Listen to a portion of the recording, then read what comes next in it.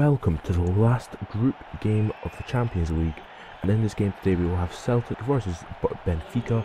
Celtic in their last match drew with Barcelona in the Nou Camp and ended up qualifying for the knockout stage of the Champions League. So Celtic more or less will most likely play a backup team. I don't see them playing a really strong team, but Scott Brown is still playing Fraser Forces and goal instead of Zaluska, and it seems that Benfica will be trying to go for third spot.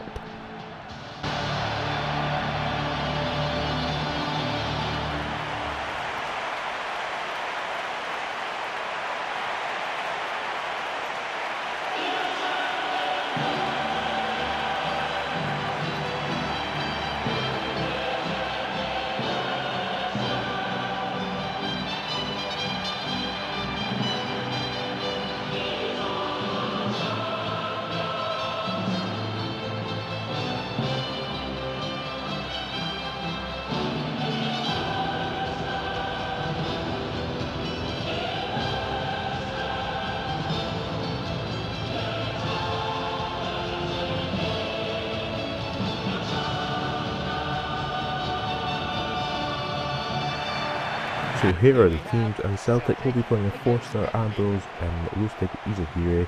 They'll be playing quite a defensive team, as you can see. They're playing Miku and Gary Hooper up front. Sam Rath seems to be getting a rest.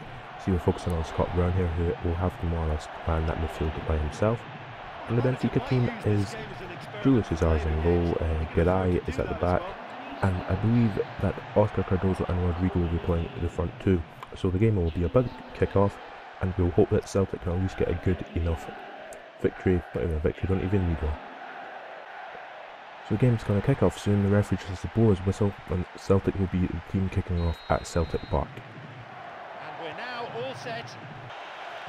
So Benfica on the attack here. They get the through ball. Oscar Cardozo takes a shot. Fraser Forster makes a pretty good save, and the Celtic defenders clear it. From the long throw, and they throw it in. Oscar Cardozo tries to get his head on it, can get his head on it, and Celtic clear. Celtic on the counter-attack now, play a through ball to Miku, who's running down his right-hand side. His first start in the Champions League for Celtic. He sees that Paddy McCourt, I believe, is making a run at the top. He makes the run and gets a shot on target. No, he wasn't decisive enough. Celtic out on the attack now. Lustig with the ball here. He passes it back to Brown. Brown will take a shot, takes a shot, and it hits the bar. How unlucky can you get? A shot from about 30 yards out, and he hits the bar. Let's see a replay here. Scott Brown first touch, quite good, and he shoots and he hits the bar. How unfortunate. Free kick here for Benfica. See, they get the ball back and they try and get away, and Kyle tries to get away with it. He gets away with it, passes it away, and the referee blows for half time. So it's 0-0 at half time. Quite a good result for Celtic. They're defending well, they're not playing the best football, but from the stats you can see they've had 4 shots, 3 on target, and Benfica have had 7 shots and 4 on target, but Celtic are dominating on possession. At half-time, it seems the Celtic manager will be making some substitutions. Let's see what he's going to do. He's going to bring Anthony Stokes into the centre of the field, take off Gary Hooper for Paddy McCourt, and bring in Adam Matthews for James Forrest, and they're going to swap wings.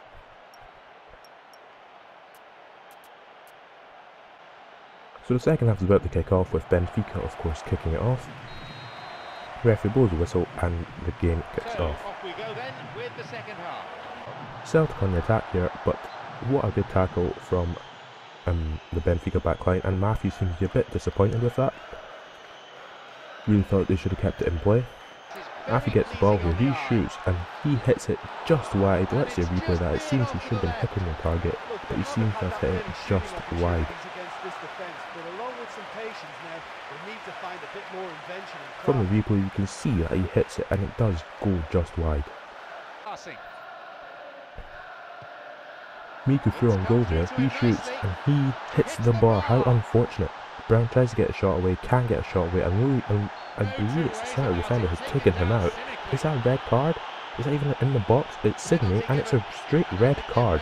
And it seems, I'm not sure if it's a penalty or if it's actually a free kick on the edge of the box. We'll see the replay here. It seems to be a penalty. Well, you'll see. and the referee has given a penalty. Paddy McCord will take it, and he hits it down the middle, and the goalkeeper makes a fantastic save. But in my opinion, it was not a penalty in the first place. From the goal kick, from the corner kick, Izagiri hits it in, and it comes to nothing, and the Benfica clear. Matthews with the ball here, he passes it back to Scott Brown, crosses it in. Anthony Stokes should get his head on it, but he just is not tall enough to get his head on the cross.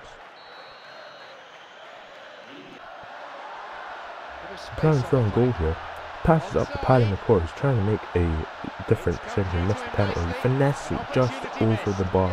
How unfortunate for Celtic. They've had 8 shots, 7 and 8 shots compared to Benfica's 7, but Paddy McCord is very unfortunate here. He really should be hitting the target and scoring a goal for Celtic. Second for a minute here, Matthews with the ball, passes it down to Niku. Niku takes a touch, he shoots, and he shoots just wide of the right hand post. How unfortunate for Niku, who's played pretty well for the majority of the game.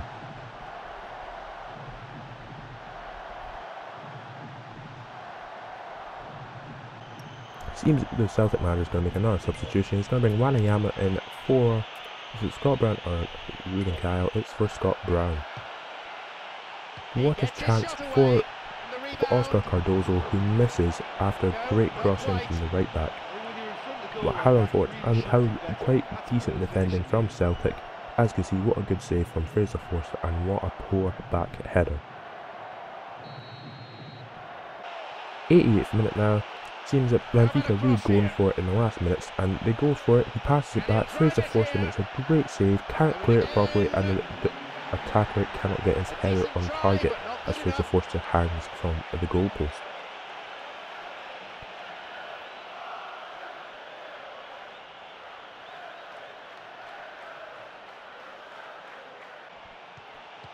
So here's Benfica playing some great first touch football. Eventually, it seems that Anthony Stokes has played through on goal with a couple seconds to go to the whistle blows till the ref blows his whistle. Adam Matthews gets the ball here, takes it round one player. Will he shoot? He shoots, he scores! Adam Matthews hit the post and he has scored in the final last minutes of the match. Adam Matthews, what a great, he's been quite good since half time. He really does deserve that goal. He has been shooting from all sorts of places today, and he's hardly hit the target, but he does deserve a goal. As you see, Celtic are really happy that he's actually scored, and they're going to win this game 1-0 in a game. Do they deserve it? Well, it's all about taking your chances, and it is against 10 men, of course, with Sydney being sent off earlier. But what a great finish from Adam Matthews, of all players, to score. So kickoff is imminent, and kickoff happens, and the referee blows the final whistle as the game kicks off. So Celtic have won 1-0 in the final game of the group stage. What a great win for Celtic. I have to say, they really didn't, it was sort of equal in the end. They both had 11 shots, 5 on target, but Celtic did dominate in possession due to the fact that they did have an extra man, which of course is expected. They also had less pass completion, which is a bit disappointing. I'm sure the manager will be hoping for more from that. They did get a lot more tackles won, but as you can see, Celtic had to make 5 more saves and 3 more saves than the Benfica side did. So on to the ratings, of course, and the ratings are coming in, and Rogner for Celtic has got man of the match of a 7.5 rating, having kept the likes of Oscar Cardozo and Rodrigo quiet for the entire match. What a performance from the centre back. So other results are coming in now, and Celtic won, of course, when Barcelona beat Spartak Moscow, Braga and Galatasaray drew, and Manchester United beat Cluj. Dynamo Zagreb beat Porto, and Paris Saint-Germain beat Dynamo Kiev. Olympiacos drew with Schalke, and Arsenal beat Montpellier. Malaga beat Zenit St. Petersburg, AC Milan beat Anderlecht. Manchester City got beat by Borussia Dortmund, and Real Madrid beat Ajax. Nordsjælland drew with Chelsea, which is a pretty big result, and Juventus beat Shakhtar Donetsk. Valencia and Bayern Munich drew 0-0, and Lille beat Bate Borisov. So here are the groups. Barcelona and Celtic qualify for the knockout stages with only a 3-point gap between them. Manchester United and Galatasaray qualify with a 5-point gap between them. Dynamo Zagreb are the are really fortunate to have qualified from a group with Paris Saint-Germain. Arsenal and Olympiacos qualify, and Montpellier and Schalke were a bit disappointing in that group. Group C, AC Milan and Anderlecht qualify, but Malaga just get knocked out due to their goal difference.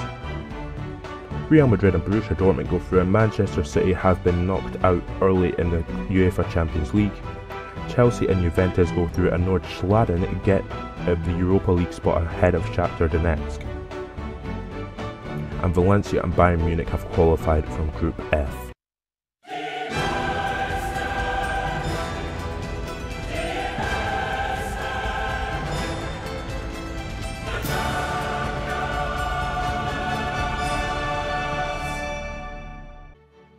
So here is a draw, and Juventus and Arsenal, Borussia Dortmund and Chelsea, Bayern Munich and Manchester United, and Paris Saint-Germain and Real Madrid. What a great first half to the draw. The final 16 is going to be quite packed with some fantastic teams, and of course Celtic FC. Let's hope Celtic don't get too difficult in opposition. They're always hoping for not the hardest but pretty good. And the second draw results are coming in. RS Anderlecht versus Valencia, Olympiacos versus Barcelona. As you see, Celtic FC will be facing AC Milan, and Galatasaray versus Dynamo Zagreb.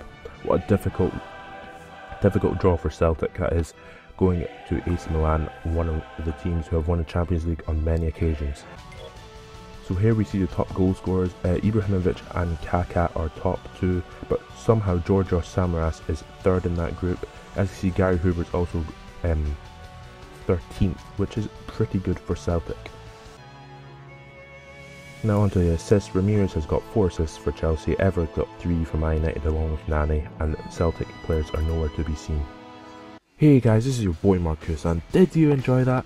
Yeah, Celtic ended up beating Benfica at home. That was a bloody difficult game to do, but yeah, if you enjoyed more of this, of course, but I don't think this is going to go very far. I mean, I don't have high hopes against AC Milan. I'm probably going to get absolutely thrashed. Of all teams to face in the final 16, it will be AC Milan, and I don't think I can do this. But yeah, I'll try and do it. Of course I'll try and do it, but I need to really improve my penalties, as you can see. But yeah, if you've enjoyed this video, please subscribe for more from the Marcus Mafia, more from Celtic's Road to European Glory, and more from PES 13, more from FIFA 13, more from Assassin's Creed 3 Let's Play, and catch you later.